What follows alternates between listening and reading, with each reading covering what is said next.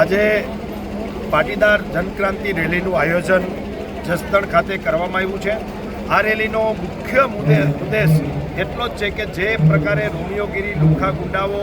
અને આવારા તત્વો છોકરીઓને ફોલાવી ફસાવી અને જિંદગી બરબાદ કરે છે પ્રેમના નામે, લગ્નના નામે, અને પછી આ દીકરીઓની જિંદગી બરબાદ થયા પછી એ નથી ઘરની રહેતી કે નથી ઘાટની રહેતી, આવી અનેક દીકરીઓની સમસ્યાઓ અમારી સામે આવી છે। ત્યારે અમે સરકાર પાસે માંગણી કરીએ છીએ કે રાજ્યની અંદર દીકરીઓની સુરક્ષા સર્વોપરી હોવી જોઈએ, માટે કાયદામાં ફેરફાર કરવામાં આવે। જે લગ્ન નોંધણીનો કાયદો છે એ તાલુકામાં અથવા તો દીકરીનું જે આધાર કાર્ડ છે ગામનું, એમાં જ લગ્ન નોંધણી થાય, અને સાથે સાથે 21 વર્ષની જો વયમર્યાદા કરવામાં આવે તો પણ જરૂરી છે, અને લગ્ન નોંધણીમાં મા બાપની સહી પણ જરૂરી છે। આ પ્રકારના કાયદાની માંગ અમે આ તકે